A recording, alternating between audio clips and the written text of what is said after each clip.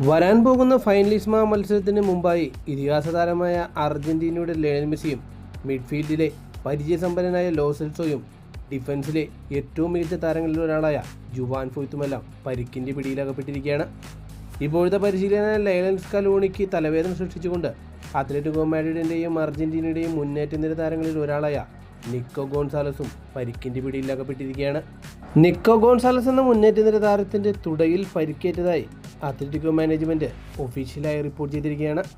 അതായത് കുറഞ്ഞത് 3 ആഴ്ച മുതൽ 4 ആഴ്ച വരെയെങ്കിലും അദ്ദേഹത്തിന് പുറത്തിരിക്കേണ്ടി വരും. അത്ലറ്റിക്കോ മാഡ്രിഡിൻ്റെ കൂടെയുള്ള ചാമ്പ്യൻസ് ലീഗ് മത്സരമായ ക്ലബ് ബർഗയ്ക്കെതിരെയുള്ള മത്സരവും ബാഴ്സലോണയ്ക്കെതിരെയുള്ള കോപ്പ ഡെൽ റേ സെമി ഫൈനലിൻ്റെ സെക്കൻഡ് ലെഗ് മത്സരവും 2 ലാ ലിഗ മത്സരങ്ങളുമായിരിക്കും ഈ കാലയളവിൽ നിക്കോ ഗോൺസാലസിന് നഷ്ടപ്പെടുക.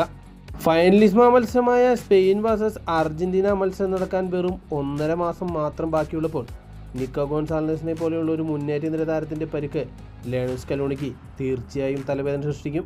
ഗോൺസാലസ് എന്നാണ് കൃത്യമായി കളിക്കളത്തിലേക്ക് തിരിച്ചു വരിക എന്ന് മെഡിക്കൽ ടീം കൃത്യമായി ഒരു ഡേറ്റ് പറയുന്നില്ലെങ്കിലും സാധാരണ ഇങ്ങനെയുള്ള പരിക്കുകൾക്ക് 3 മുതൽ 4 ആഴ്ച വരെയാണ് വിശ്രമം നൽകുക.